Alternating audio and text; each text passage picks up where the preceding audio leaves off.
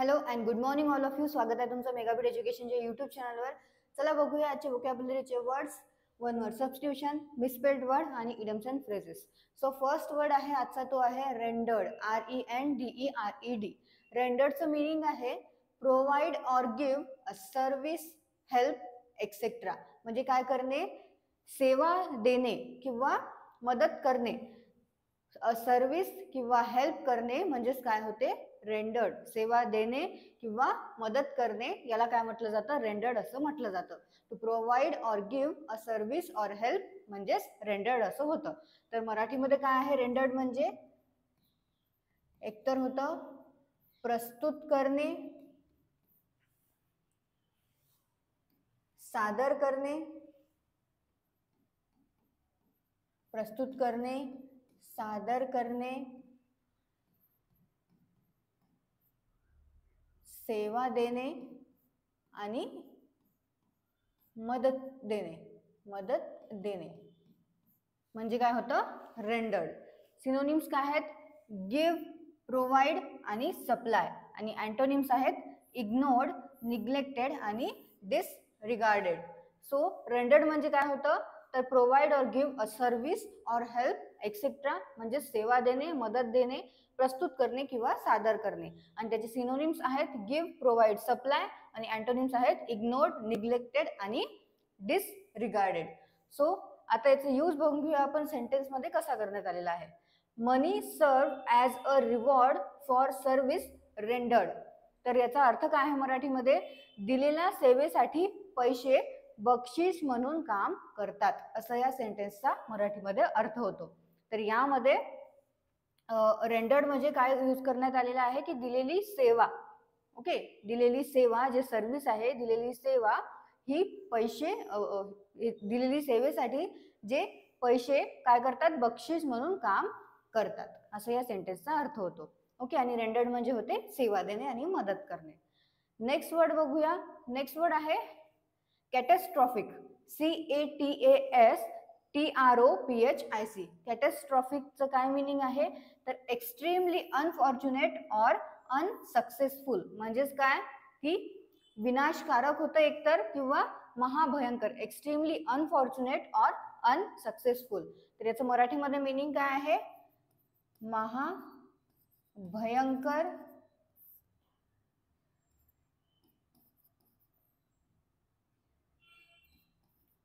आपत्तिमय किंवा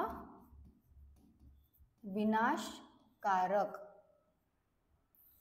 काय होतं, कॅटॅस्ट्रॉफिक म्हणजे महाभयंकर, आपत्तिमय किंवा विनाशकारक. आणि याचे सिनोनिम्स आहेत डिझास्टरस, कॅलॅमिटियस आणि कॅटॅक्लिस्मिक. ओके, काय आहेत सिनोनिम्स, डिझास्टरस, कॅलॅमिटियस आणि CATACLYSMIC, कॅटॅक्लिस्मिक. ओके, हा याचं प्रोनाउन्सिएशन आहे, कॅटॅक्लिस्मिक. आणि कॅटॅस्ट्रॉफिक म्हणजे काय होतं, महाभयंकर, आपत्तिमय आणि विनाशकारक. अँटोनिम्स काय आहेत, फॉर्च्युनेट, बेनिफिशियल आणि प्रॉफिटेबल. सेंटेन्स मध्ये यूज बघूया आता कॅटॅस्ट्रॉफिकचा. Catastrophic mismanagement of the economy. तर याचा मराठीमध्ये अर्थ काय आहे, अर्थव्यवस्थेचे भयानक गैरव्यवस्थापन.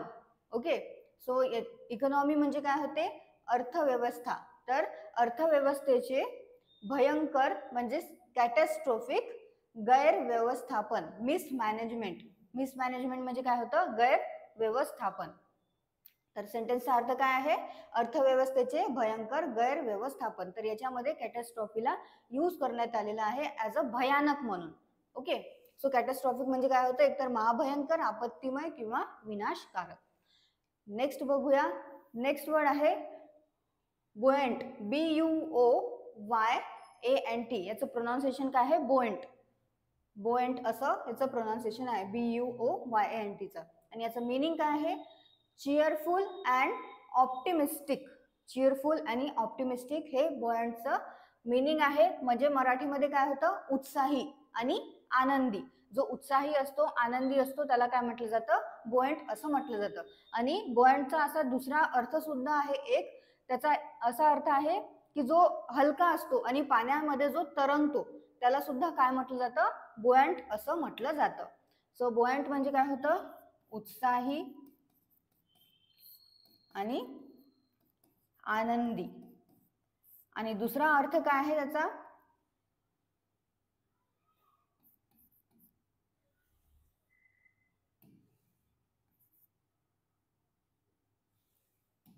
दुसरा अर्थ आहे द्रवात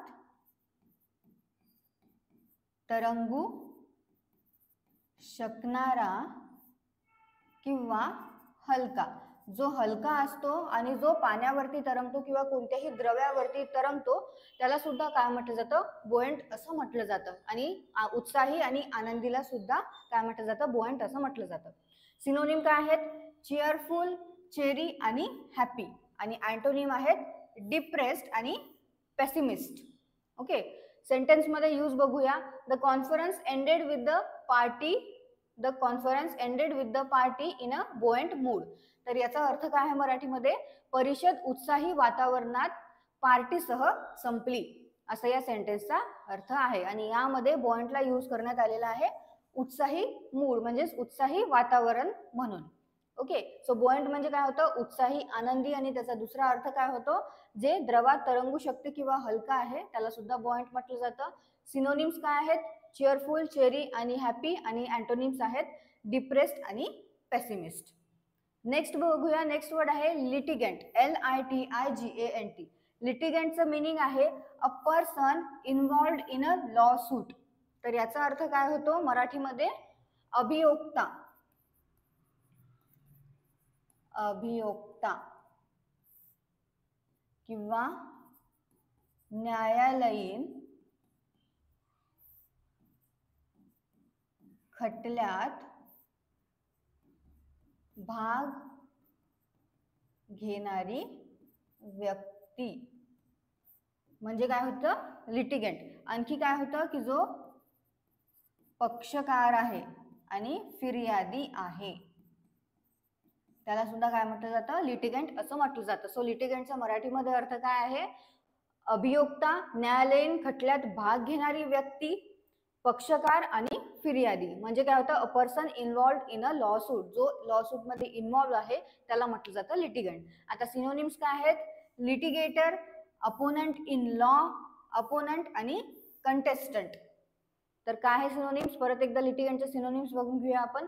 litigator, opponent in law and opponent आणि कंटेस्टंट. आणि अँटोनिम्स आहेत डिफेंडंट आणि सस्पेक्ट. ओके, सो काय आहे लिटिगंटचा अर्थ, अभियोक्ता, न्यायालयीन खटल्यात भाग घेणारी व्यक्ती, पक्षकार आणि फिर्यादी. नेक्स्ट बघूया one word substitution. One word substitution मध्ये फर्स्ट आहे कॉन्स्टिलेशन, CONSTELLATION. तर कॉन्स्टिलेशन म्हणजे काय होतं, a number of stars group together. म्हणजे खूप सारे स्टार्स जे आहे ते एकाच ठिकाणी आहे त्याला काय म्हटलं जातं, कॉन्स्टिलेशन असं म्हटलं जातं. म्हणजेच काय आहे, तारकांचा समूह आहे त्याला काय म्हटलं जातं इंग्लिशमध्ये, वन वर्ड मध्ये, कॉन्स्टिलेशन. सो कॉन्स्टिलेशनचा अर्थ काय आहे मराठीमध्ये, तारका समूह किंवा नक्षत्र. म्हणजे काय होतं, कॉन्स्टिलेशन, CONSTELLATION. म्हणजे काय, a number of stars group together. भरपूर सारे स्टार्स, खूप सारे स्टार्स एकाच ठिकाणी ग्रुप करून आहेत त्याला म्हटलं जातं कॉन्स्टिलेशन. म्हणजेच काय, तारका समूह किंवा नक्षत्र. नेक्स्ट आहे होमिसाइड. होमिसाइड म्हणजे काय होतं, मर्डर ऑफ अ मॅन. म्हणजे काय आहे वन वर्ड मध्ये, होमिसाइड म्हणजे हत्या. मराठीमध्ये काय होतं, हत्या, खून, मनुष्यवध किंवा मनुष्यवध करणारी व्यक्ती. म्हणजे काय होतं, होमिसाइड वन वर्ड मध्ये काय आहे, मर्डर ऑफ अ मॅन, हत्या, खून, मनुष्यवध, मनुष्यवध करणारी व्यक्ती. म्हणजे वन वर्ड मध्ये काय होतं इंग्लिश मध्ये, homicide, HOMICID, homicide. Misspelled word मध्ये फर्स्ट वर्ड आहे रिम्युनरेटिव्ह. रिम्युनरेटिव्ह ची करेक्ट स्पेलिंग आहे ऑप्शन सी, REMUNERATIVE. काय आहे स्पेलिंग? REMUNERATIVE. रिम्युनरेटिव्ह म्हणजे काय होतं? मानधन, वेतन, मोबदला. जर आपण काही काम करत आहे त्याच्या बदल्यात आपल्याला काही मिळत आहे म्हणजे काय? मोबदला, रिम्युनरेटिव्ह. किंवा पारिश्रमिक सुद्धा म्हटलं जातं. तर काय होतं रिम्युनरेटिव्हचा अर्थ? मानधन, वेतन, मोबदला आणि पारिश्रमिक. आणि रिम्युनरेटिव्हची करेक्ट स्पेलिंग काय आहे? REMUNERATIVE. नेक्स्ट वर्ड आहे प्रॉफिटेबिलिटी. प्रॉफिटेबिलिटीची करेक्ट स्पेलिंग आहे ऑप्शन सी, PROFITABILITY. प्रॉफिटेबिलिटीची स्पेलिंग जी आहे ती खूप फार इझी आहे. प्रॉफिट आणि ॲबिलिटी म्हणजेच प्रॉफिटेबिलिटी. ओके, तर प्रॉफिटेबिलिटीचं काय आहे मराठीमध्ये अर्थ? नफा, नफा, फायदेशीरपणा किंवा नफा क्षमता म्हणजे काय होतं? प्रॉफिटेबिलिटी. आणि स्पेलिंग काय आहे? PROFITABILITY.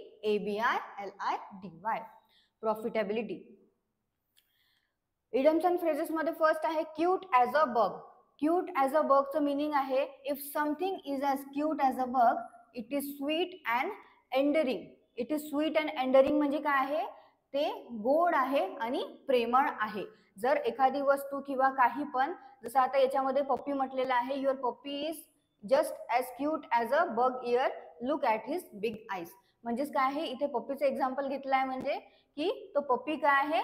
खूप गोंडस आहे, गोड आहे आणि प्रेमळ आहे. म्हणजे काय होतं? Cute as a bug. Cute as a बगचं मिनिंग काय आहे मग मराठीमध्ये? ते गोड आणि प्रेमळ आहे.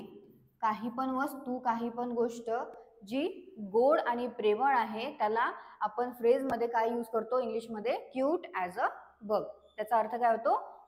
गोड आहे आणि प्रेमळ आहे. नेक्स्ट आहे डाफ्ट ॲज अ ब्रश.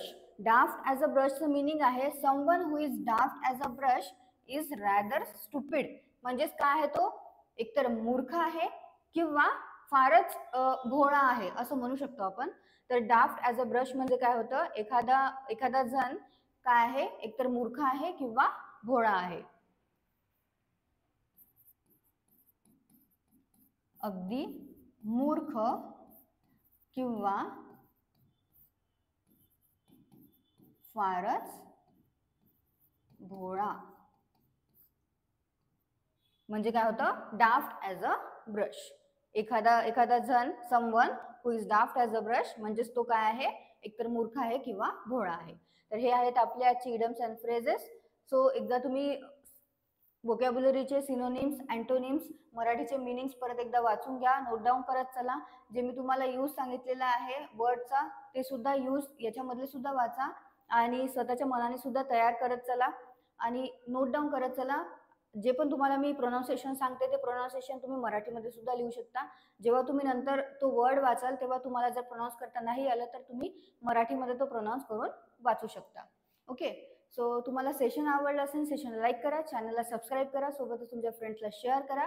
जे ऑलरेडी प्रिपेअर करत आहेत किंवा ज्यांनी आता स्टार्ट केलेलं आहे, ज्यांना व्होकॅब्युलरी हार्ड जातं, जे मिनिंग्स, सिनोनिम्स, अँटोनिम्स आणि त्याचे काही मराठी मिनिंग्स आहे कोणाला कळत नाही, सो त्यांना तुम्ही हे व्हिडिओ शेअर करा. थँक्यू.